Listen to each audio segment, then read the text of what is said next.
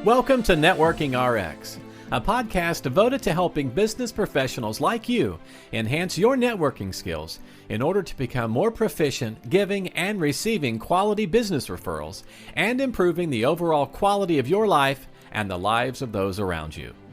The Networking RX podcast is a production of AmSpirit Business Connections, an organization whose mission is to empower business success through networking. As many of you know, I started my career in public accounting. I have a law degree. I have an MBA. I started as a tax consultant with one of the large public accounting firms. There was 6 then. There are 4 now.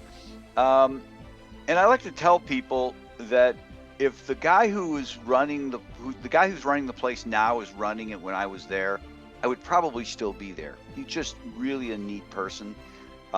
Just cared about people, cared about, on all levels, professional development, personally, what's going on, you could talk about the game.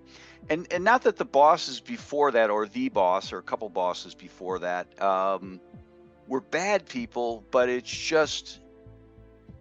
just didn't move the needle with respect to, hey, I give a damn about people. And, I've often said on this podcast that there's a high correlation between people who are good leaders and people who have strong networks. I haven't done I don't have any research on that. That's my gut feel. And maybe I'm very biased as to my own opinion, but I just see it day in and day out in my own life and other people's lives. My wife's life, she has a corporate job and she's had great bosses and she's had bosses that are not so much. At any rate, today I have a guest on, Vanessa Udelman. She's president of Mosaic People Development, and she helps clients to develop leaders, and helps those clients just not develop great leaders, but for the purpose of having great results. And she herself has worked in the trenches as a leader and teaches her clients the things that she's learned along the way. She's worked with organizations like Campbell's Soup, the United Way, or excuse me, not the United Way, the United Nations. I think we've all heard of that. HelloFresh, Sick Kids, the Bank of Montreal, and she's the author of a book, Mastering Leadership: What It Takes to Lead in Today's Fast-Paced World. Vanessa, how are we doing today? Hello, Frank. Great. How are you? I'm doing well. I've got to turn. We turned off everything. I didn't turn off my watch. My watch is buzzing at me, but no, I'm doing well. Thank you. You heard the little prelude there. You probably have 1,000 stories like that. I have 1,000. Well, I have my own personal stories. I mean, I worked in corporate for 15 years before I started my own business. So I've had every kind of boss under the sun. I've had amazing bosses that really were instrumental in developing me and my career. And I've had bosses, the last boss I had was an absolute disaster. I was on my maternity leave, my second maternity leave, when this person came into the organization and changed so much. And when I started back in my role that I'd been doing very successfully for 5 years, she really did make my life miserable. And I ended up leaving the organization because of her. So we've probably all heard the expression, people leave their managers, not organizations. Yeah. And I live that. I think that's true. Yeah, no, in fact, I was talking to my wife, who I'll leave her corporate journey out of it. She's left where she was at for 30 years. And she's going through her whole department. And now this person's leaving, this person's on maternity leave, and they will be leaving. This person has got a job. I'm so happy for them. And it's like, oh my gosh. And it's a big company, so they'll backfill. But that's got to be a cost there. There's got to be a cost at some, and maybe it's absorbed along the way and nobody cares. Oh, no, there's a huge cost. I mean, there's statistics on that. And that's why I think it's so important for organizations to train their leaders. And if you're a solo entrepreneur, you're a leader in your business, you're a leader, even if you have a couple of people on your team, you're a leader with your clients.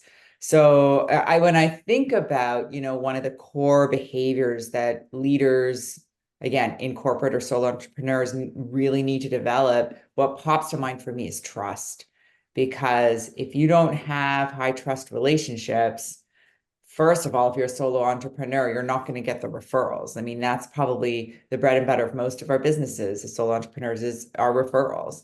And so I've been running my business now for 12, 13 years. I always think about how can I really develop that trust with my relationships with my clients? So they refer me. You know, I totally agree. I totally agree. And in my mind, it is so simple. How do you simplify it? Well, no, I think it's, I was going to say it's simple, but it's not easy, right? It's, when I talk to people, it's like, oh yeah, sure, trust. I get it. I get it. I get it. And I think we all look at ourselves and we all have that bias of, let me put it this way. We judge people in black and white and we judge ourselves in shades of gray, right? And so somebody will look at themselves and say, well, I'm generous. I gave to the church last year. Haven't done anything since, but they point to that one little thing that they did last year, and that will paint them as being generous in their own mind, whereas the rest of us will be looking at them and saying, oh my gosh, you're the most selfish person I know. And it's the same thing with trust. And, thinking back to my boss, and the bad boss, he was well, I guess he was my only boss. The guy who runs it now, he didn't come in until after he was there, but he didn't take over until after I had left. My boss really felt like he was the cat's meow when it came to being a people person, and not self-aware. Would that be the word? So that's why I say it's simple, but it's getting somebody to see. Yeah, I think that you hit the nail on the head, which is self-awareness, because I see a lot of leaders walking around the corporate world, what I call them unconscious leaders. So they mean well most of the time. They just don't really understand their work style. They don't understand their strengths and weaknesses. They don't understand or even think about the impact that their behavior has on their team, right? Versus leaders that I work with and many leaders that I have encountered over the years who have that self-awareness, that as a leader, you make or break people's experience at work, right? And so they do think about what their impact is on their team, and they're really conscious of their behavior, and they choose to come in every day to create a certain tone, because leaders create a tone. Leaders create culture. If you think about the definition of culture, organizational culture, it's how we do things around here. I was actually just talking to the president, one of my new clients last week about this. And she wants me to do an offsite for her team. And we're going to start with the DISC profile, right? Which is a self-assessment to measure styles, because it's a group of new executives that she's been on board a year and a half. She's built this incredible executive team. And of course, there's part of building a great team is having diversity, and part of diversity is diversity of work styles. So she has introverts and she has extroverts, and she has people who are very results oriented and people who are very relationship oriented. And when they come together, there's a little bit of conflict. But as she said, which I thought was so smart, is she said, I know that there's a certain amount of healthy conflict on my team that's okay. And so I'm all about healthy conflict, Right. but I certainly want us all to not be those unconscious leaders. She said, I really want my team to be a group of conscious leaders. How do we get there? How do we get there? Well, you start with, there's 3 ways you get there. So in my book, I wrote about the 3 pillars of leadership success. So you have to know yourself as a pillar 1. You have to be able to manage your team, which is pillar 2. And then you have to lead your business, which is pillar 3. So that pillar 1 of know yourself is critical. So I always recommend people use some kind of an assessment like a DISC profile. The reason I like DISC is it measures your work style. So it's how you show up at work. And Frank, over the years, I've seen excellent leaders with every work style. So DISC stands for dominant, influencer, steady, and conscientious. So dominant is a leader who's, very results oriented and very driven. Influencer is someone who is visionary and very enthusiastic. Steady is someone who gets really deep. They're very kind, they're thoughtful, they're a team player. Conscientious is someone who's analytical and gets into the details, right? And so what's interesting about our work styles is they all have strengths and they all have weaknesses. And in fact, what's more interesting about work styles is when you overuse your strengths, they actually become weaknesses. So if you're someone who's very analytical, right? I love people who are analytical. I love they get into the details, they think through when they problem solve, they think things through so carefully, they weigh the pros and cons. You can really rely on them when you need something to be very well thought through. Positive. But what happens when they overuse their analytical skills, right? They get into analysis paralysis. So that's the first thing I always do when I start working with a leader is know your strengths and weaknesses, and know you got to really dial down those strengths when you overuse them so they don't become weaknesses. Yeah, you just described my wife. Because, I mean, she's helped me now. She's very analytical. She is great. The things that she can do things on Excel like nobody's business. But she's helped me in my business, and there have been times where it's like, oh my God, Linda, it's a penny. Just let it go. No, I want to find it. I want to find it. It's like, it's not worth the time. But and she makes an argument. Well, but it might be something bigger. Well, okay, maybe. But I got to get this done. I want to be home before midnight, sort of a thing. That's right. And that's why you make a good team. Yeah.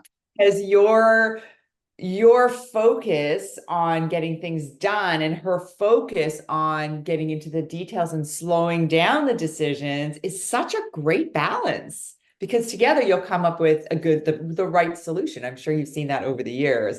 While it might be frustrating for both of you, if you meet in the middle, it's actually such a beautiful thing. Well, you have to know when to lead and when to follow. Kind of a using dance as a metaphor, right? It's like, okay, this is, we're filling out student loan applications, or not student loan, but financial aid applications. All right, that's her, right? That's, she does her tax return. That is her. I feel bad, I have a tax background. She's doing the tax return, but I'm more of the, I was never really into the tax forms. I was more into the bigger picture. Let somebody else handle the details, and she's the detail person. Anyhow, enough about me. To what extent is it, we're talking about DISC. I've seen people who have taken DISC, or whatever it might be, Myers-Briggs, and they go in with a preconceived notion as to what it is. Or maybe either they go in with a preconceived notion, or they have no idea, but they kind of think what they are. And when the results don't bear out what they think they should be, they're dismissive of it. Because it's one thing to have somebody say, okay, I really want to hear what these things say. I want to go through a 360 interview. And you have to be willing to lean into those results, be trusting of those results. I don't know, how do you tackle that when somebody doesn't trust what's... Oh, that's a great question. I mean, I've done the DISC. I've done Myers-Briggs too, which is a terrific. I mean, both DISC and Myers-Briggs have been around for 5 years. They're highly validated tools. Yeah. Oh yeah. Yeah. So a couple things that I do, if somebody, I say to them, okay, give me an hour. I'm going to sit down with you. I'm going to walk you through the tool, and I'm going to explain it, because there's nuances in the report that, so I would say to that person, make sure you get somebody who understands the tool to walk you through it, right? So you have to understand the nuances. Every page kind of gives you a slightly different perspective.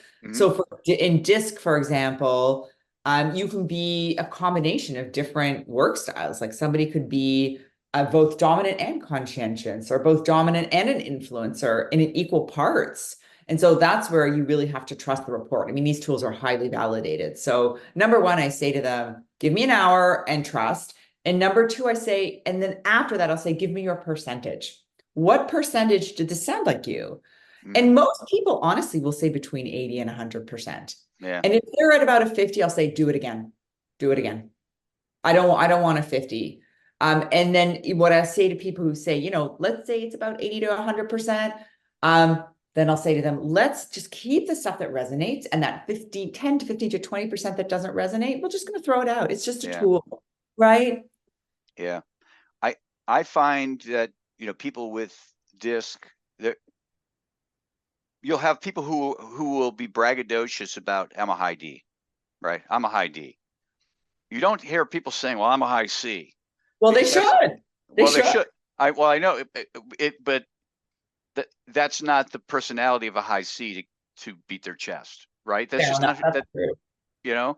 so you're always hearing, well, I'm a high D, and it almost makes it sound like if you're anything but a high D, you're not measuring up, which is not the case at all. And they've obviously misunderstand what it's all about. So The very first thing I say to leaders when they go through the DISC profile or any self-assessment is no work style is good or bad, right or wrong. It's just different. yeah, That's the very first thing I say. And then the second thing I say is whatever your results are, I've seen an incredible leader with your exact results. It's just about understanding it's really just what makes you tick and right, understanding no good or bad, right or wrong. yeah. Well, I think that's how you build a team around you, right? We talked about the CEO wants to do an offsite. I don't know, but I would imagine that this person, I think you said it was a she, Mhm. um, has an understanding of who she is. And if she's a high C, she's not bragging about it, but if she's a high C, she's like, okay, I need to get some I's and some D's and some S's in here. And who is Absolutely. everybody? To close, because that's what everybody wants on a team. You want people who are going to close your gaps, Yeah, right? Whether you manage a couple of people or large teams, you want people who are going to close your gaps. None of us are perfect at everything. So that's part of that first pillar of know yourself. Understand where you thrive, right? And know where you don't. And that's where you hire people to fill those gaps. It's right. critical. To what extent, we talked about tensions in networks, and again, we all have networks. I have an assistant who works for me, and then I've got vendors and clients, and so it's a network. It's not a corporate entity per se, but I have a network. To what extent do people have tensions? Um, I guess if there, you have your D's and your C's. Is there tension between those? Can there be tension between those? I guess Mm. let's say you have somebody who's a C, and they're the CEO, and they have that D who's kind of really pushing up on them. I could see that creating tension.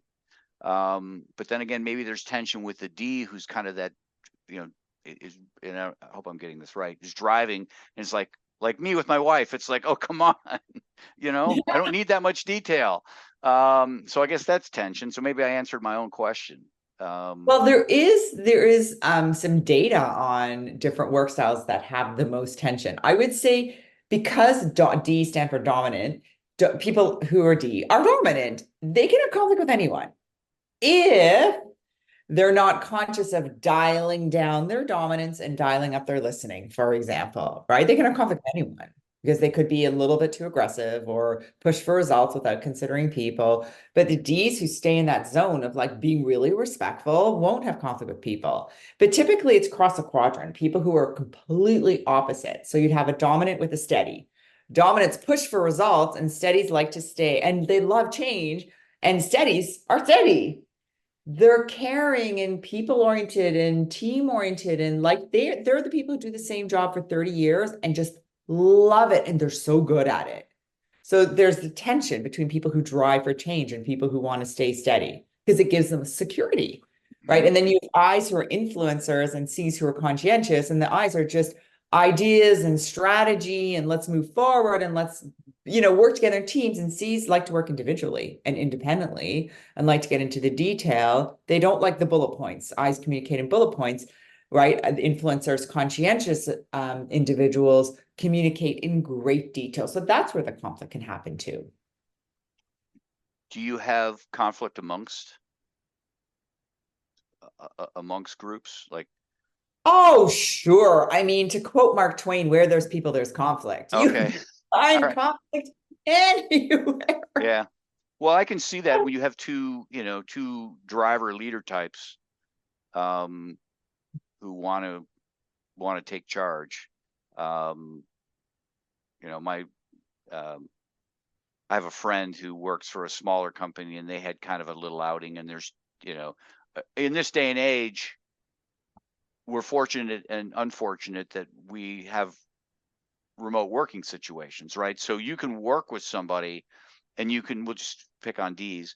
You can have two Ds who are really, really kind of take charge people, but because they don't see each other on an ongoing basis, a daily sort of a thing, it's not till they come together and have the offsite, as you put it, or, you know, or we're all coming into the office or wherever we're going to be, that it really starts to manifest itself. It's like, oh, wait a minute here.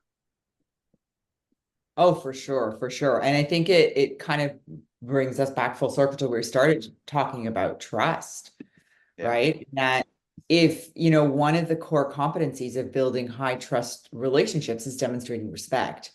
And listening is another one, by the way. Yeah. You're really demonstrating respect and listening first, right? Stephen Covey, in the book 7 Habits of Highly Effective People, talks about seek first to understand before being understood. And I love that.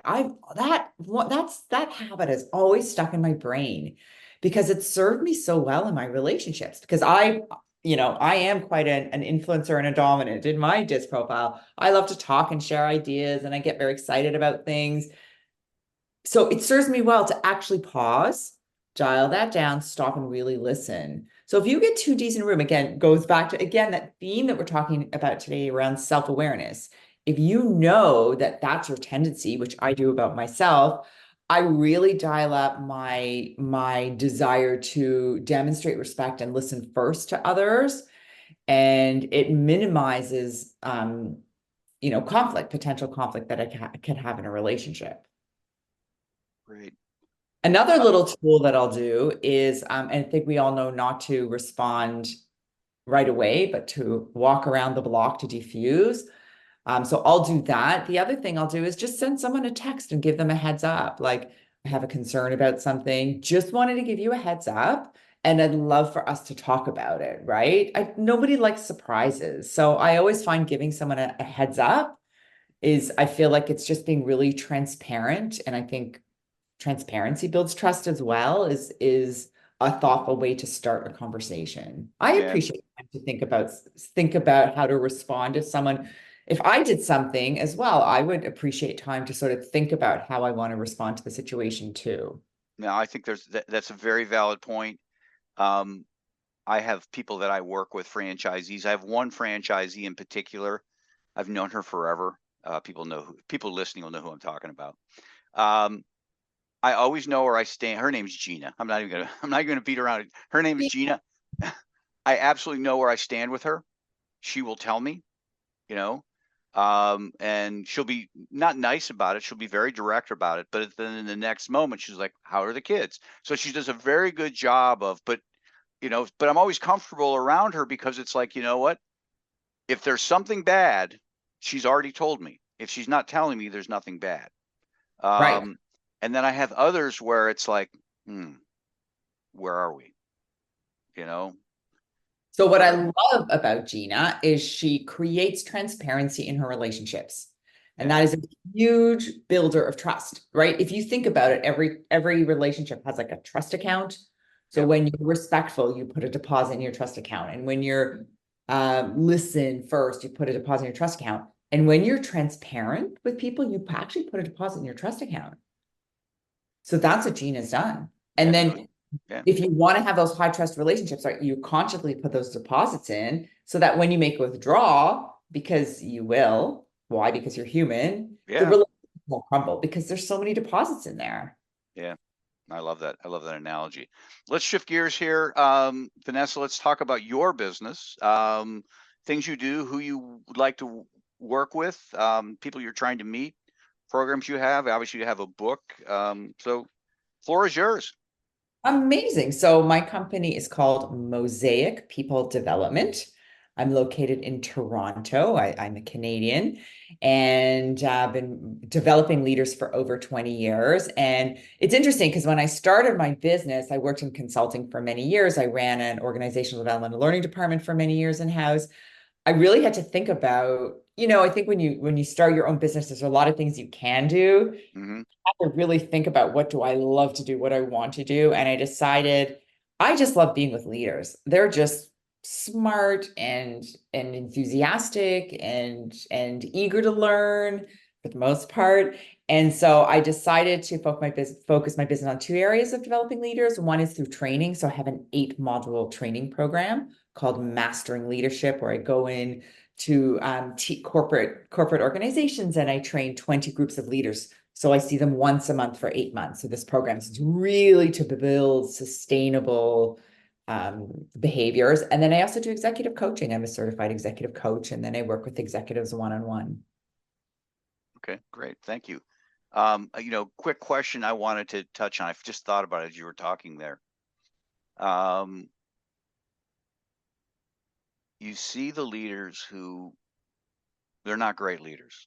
Before we hit record, we called them a-hole leaders. I'll say that, you don't have to. How did they get there? How did that person rise to that level? Oh my God. It's not just men, it's women too. It's like, how did this happen? It's like they just snuck through all the little gates that you would think they would keep them out.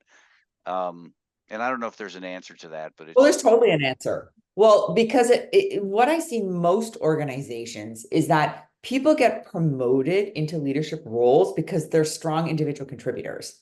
So, for example, I do have a client right now who's a law firm, right? Mm-hmm. So you can have a great lawyer who is highly billable and incredibly competent at their job, but they're not great on the people side, right? So they're strong in terms of competence and building trust there. They get results, but they're not high on the character side, like being respectful. So they get promoted because they're strong on the results side, but nobody's ever taught them to be a leader. Being a leader is very different than being a lawyer or being an architect or being an accountant. You go to university, college, you learn how to do that skill, and then you get promoted because you're good at that skill. Yeah.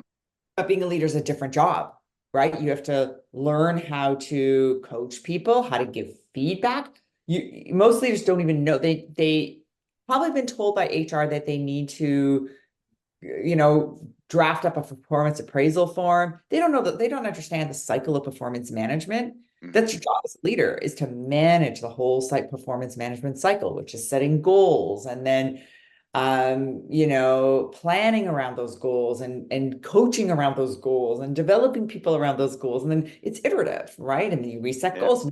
So they don't know how to do that. They don't know how to create a high performing team. And then they're told, oh, and now you have to be strategic.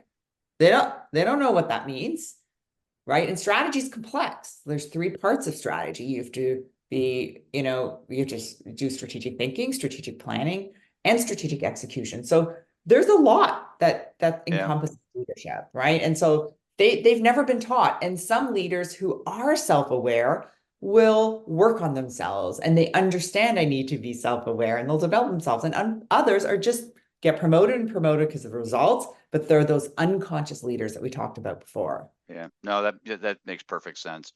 Results matter. You see it in professional sports. The star is going to get away with things that the marginal player won't. And why is that? Well, results matter. So anyhow, we can go on for, go ahead. One more comment around that. In the really good organizations with really good cultures, it's more the results that matter. Yeah. You have to have that character and competence as a leader, and they will let go of the people who just focus on results without relationships. Yeah. No, I think that's healthy. I think that's a healthy thing to do because it sends the clear message that it matters, that how you treat people matters. And there's a book called Tribal Leadership. I don't know if you've read it, but there's a line in there I love. It says the whole herd sits up and takes notice with the first clean kill. Meaning, when you I don't want to say make an example of somebody, but when you're willing to say, you know what, we're going to lose out on these results, but long term, this is going to be better for us. I think it's great for morale. So anyhow, I appreciate your time today. You got to go make money. What's the best way for people to get a hold of you? So if you want some free resources, head over to yourleadershipresources.com. I've got great self-assessment, leadership self-assessment you can do, and some blogs and some really interesting tools, practical tools for anyone who is in a leadership role. My website is Mosaic People Development, or mosaicpd.com is my URL. Appreciate your time today. Lovely chatting with you, Frank. Thanks for joining us on the Networking RX podcast. Please put what you've learned into action today and let us know if you have questions, comments, or ideas for future topics. You can email them to us at podcast@amspirit.com. That's AmSpirit.com. Finally, so you never miss an episode, be sure to subscribe to the Networking RX podcast through iTunes, Overcast, or however you receive your podcasts. Now get out and network with someone. The Networking RX podcast is the copyright production of AmSpirit Business Connection. All rights reserved.